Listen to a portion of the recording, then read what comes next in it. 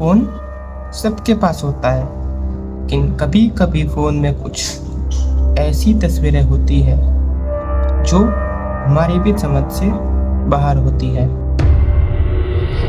तो एक ऐसी ही स्टोरी गाइस, इंटरेस्टिंग स्टोरी है बहुत, सुनो मज़ा आ जाएगा। तो welcome back to my channel D की कहानियाँ। तो ये स्टोरी है गाइस अर्जुन की, जो कि एक डेटा रिकवर इंजीनियर है। उसका काम था पुराने फ़ोटोज़, वीडियोज़, कॉल नंबर्स वगैरह रिकवर करना। लेकिन एक बार उसके साथ कुछ ऐसा हुआ जो वो कभी भूल नहीं पाया, या फिर भूलने के लायक रहा ही नहीं। एक बार शाम को एक महिला मास्क पहनकर उसके पास आई। उसने बोला, भैया इसमें एक नंबर है, वो रिकवर होगा? तो अर्जुन ने बोला, ठीक है लाओ देखता हूँ। तो उसने फ़ोन कंप्यूटर से कनेक्ट किया और अपना काम करना चालू किया। उसने सिक्योरिटी रीज़न से पूछा, मतलब प्राइवेसी होता है, सिक्योरिटी होता है, चोरी का फ़ोन तो नहीं है ना, इसलिए उसने महिला से पूछा किसका नंबर है। तो महिला ने बोला कि मेरे हस्बैंड का नंबर है। फ़ोन पूरी तरह से टूट गया था, वो पूरा तरह से फॉर्मेट हो गया था, लेकिन अर्जुन एक प्रोफेशनल था, तभी तो वो ये काम कर रहा था, इसलिए उसने अपना काम करना चालू कर दिया।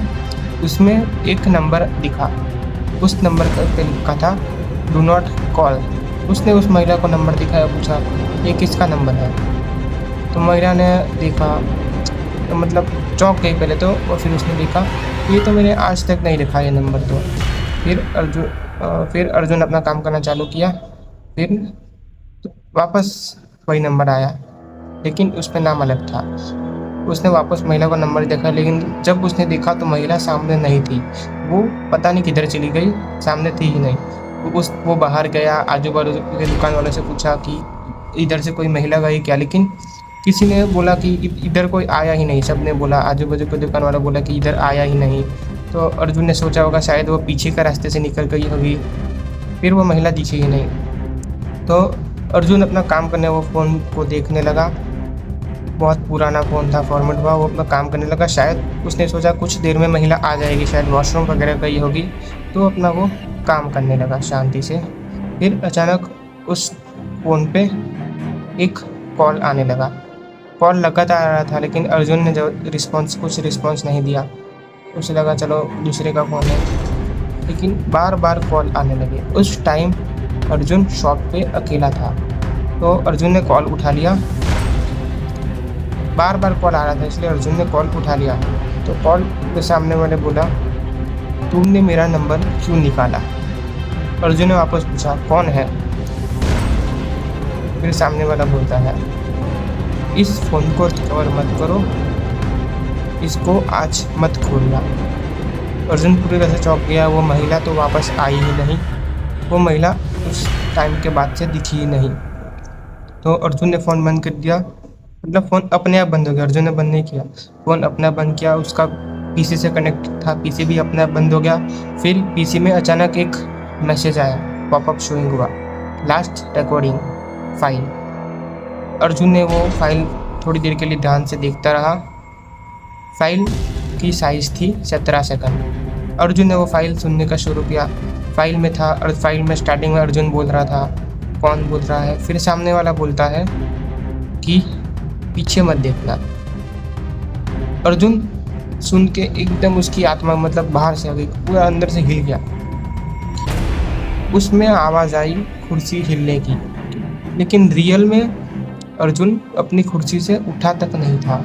उसमें क्लियर आवाज़ थी कुर्सी से हिलने की। अर्जुन सब चेक कर रहा था। वैसे बैकग्राउंड म्यूजिक आता है ना, अगर हम कुछ ढूंढ रहे हो, ऐसा देख रहे हैं, चल रहे हो, ऐसी सब आवाज़ें थी, लेकिन रियल में अर्जुन अपनी कुर्सी से उठा भी नहीं था।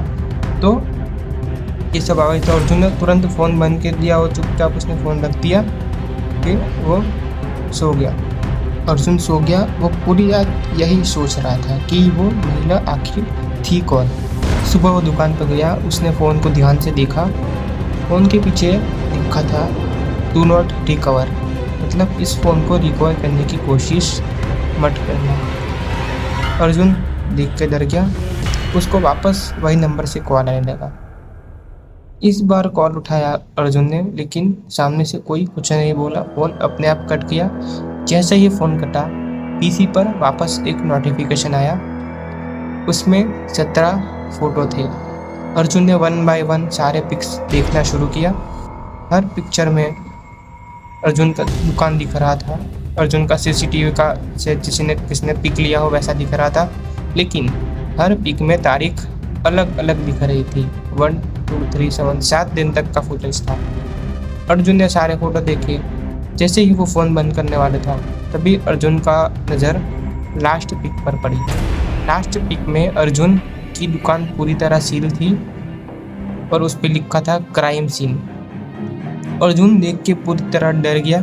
उसने सोचा, उसने मतलब महिला की जानकारी निकालना शुरू की। वो वापस दुकान से निकल गया। आजू बाजू सब जगह पूछताछ की, दुकानों में पूछा इस महिला को जानते हो क्या, लेकिन किसी को उस महिला के बारे में कुछ पता नहीं था। उसे कुछ भी इंफॉर्मेशन नहीं मिली।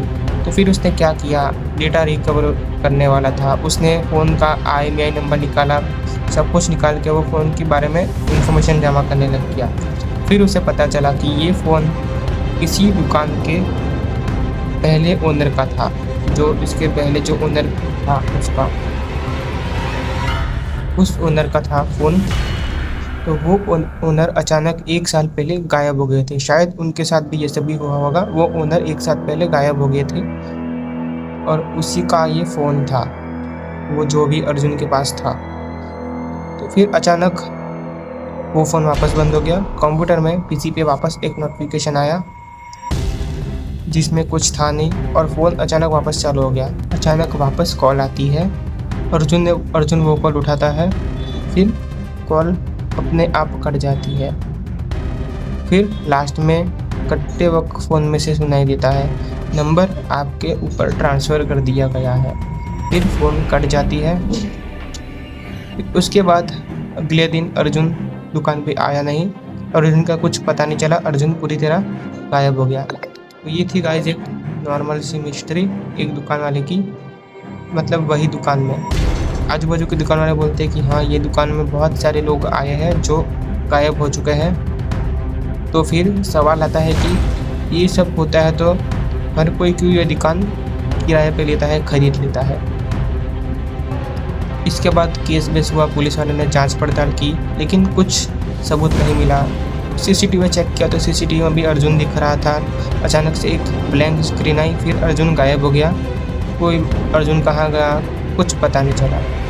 फिर केस बंद कर दिया गया। दुकान वापस खुल गई।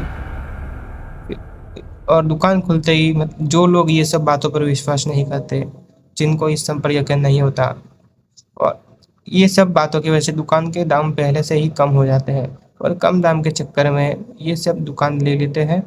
फिर ये सब चीज़ों में फंस जाते हैं गाइस। तो ये सब चीज़ें भी होती है, आपको इनको मजाक के तौर पर नहीं लेना चाहिए। इनका भी अस्तित्व होता है, इनका मजाक नहीं उड़ाना चाहिए, क्योंकि इनको छेड़छाड़ नहीं करोगे तो ये भी हमको कुछ नहीं करेंगे। यही है guys. Okay, thank you so much for watching, bye. बस एक नॉर्मल सी स्टोरी है। आपको कुछ और डरावना वगैरह देखना हो तो मेरी और स्टोरीज़ भी सुनो। ऐसा नहीं है कि बोरिंग है, उनमें भी इंटरेस्टिंग चीज़ें हैं। बस ये शायद आपको थोड़ा बोरिंग लगा, लेकिन ये भी स्टोरी अच्छी है। बस एक मिस्ट्री थी। Okay, thank you so much for watching, bye.